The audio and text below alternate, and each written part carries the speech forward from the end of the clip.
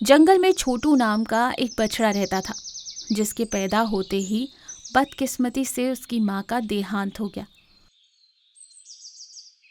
छोटू के पिता ने दूसरी शादी कर ली। छोटू की सौतेली माँ का नाम छाया था।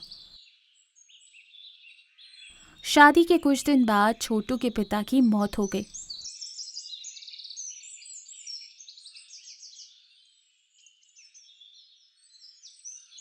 और उसे हमेशा कोसा करती, उसे खाने को भी नहीं देती थी। छोटू बहुत उदास रहता था। तेरे पैदा होते ही तेरी माँ मर गई और फिर तेरा पिता भी। तू बहुत बड़ा बदकिस्मत है। ऐसी जिंदगी जीने से तो अच्छा है कि तू कहीं कूदकर मर जा। ऐसे बच्चे होने से तो अच्छा है कि बच्चे ना हो तो ही बेहतर। माँ, ऐसी बातें मत करो।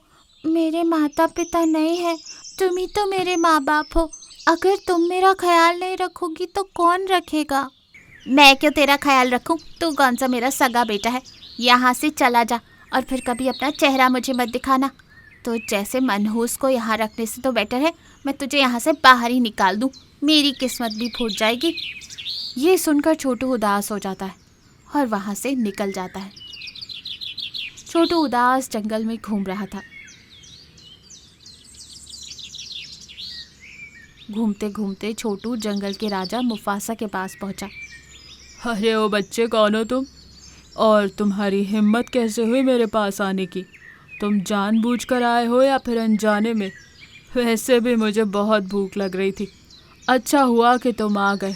मुझे ज़्यादा मेहनत नहीं करनी पड़ेगी।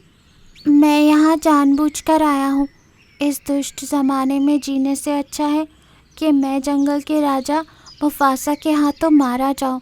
मुझे अपनी ज़िंदगी से कोई मोह नहीं। तुझे मजाक सूझ रहा है क्या? वैसे तुझे हुआ क्या है? माँ बाप तो डांटते रहते हैं। इसका मतलब ये नहीं कि तुम यहाँ आकर मेरे सामने मरने की बात करो। लगता है तुम्हें अकल नहीं है। अगर तुम मर गए तो सोचो तुम्हारे माँ बाप को कितनी तकलीफ होगी। मेरे माँ बाप मर गए। मेरी सौतेली माँ मुझे बहुत मारती है, खाने को भी नहीं देती। उसने मुझे घर से निकाल दिया। वैसे भी मैं किसी के लिए जीऊँ या मरूँ कोई फ़र्क नहीं पड़ता। अरे छोटू, इतनी सी उम्र में तू कितनी परेशानियां झेल रहा है। मैं तुम्हें कैसे मार सकता हूँ? आज से तुम मेरे पास रहो, मेरे सगे बेटे की तरह। उस दिन से छोटू मुफासा का बेटा बनकर खुशी खुशी रहने लगा। इस जंगल में माया नाम की एक भेड़िया भी रहती थी, जो शेर के पास छोटू को देखकर अपने मन में कहती है, अरे वाह बछड़ा, क्या बात है। इसका मांस खाने में तो बहुत मज़ा आएगा। कुछ भी करके मुझे इसका शिकार करना ही होगा। मुझे बड़ी होशियारी से मुफासा को बिना पता चले इसका शिकार करना है। ऐसे में एक दिन छोटू अकेला था।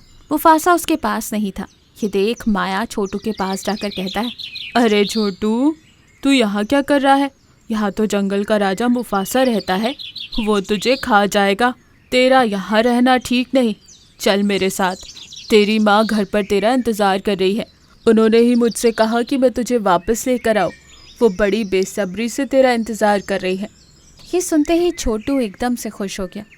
वो सोचता है कि शायद उसकी माँ सच में उसका इंतज़ार कर रही है और वो माया के साथ चल पड़ता है। कुछ दूर जाते ही वहाँ कुछ और भेड़िए आ जाते हैं। ये सब कौन है? मुझे बहुत डर लग रहा है। मुझे मेरी माँ के पास जाना है। छोड़ दो मुझे।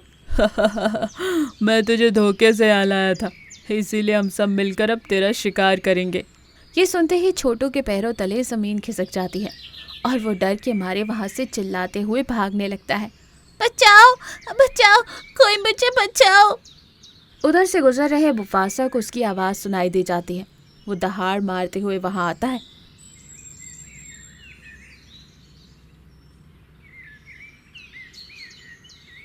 भेड़िया उसे देखकर डर के मारे भाग जाता है।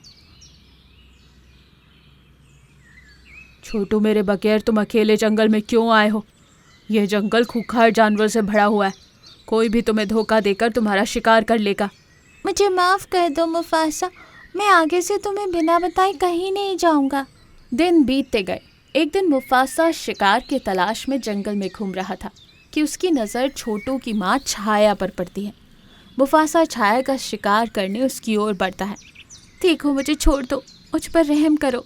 मैं एक बदनसीब हूँ, अपने बेटे और पति को खोकर यहाँ भटक रही हूँ। मुझे बहुत भूख लग रही है, आज मैं तुम्हारा शिकार करके ही रहूँगा। कि तभी छोटू उधर से गुजर रहा था।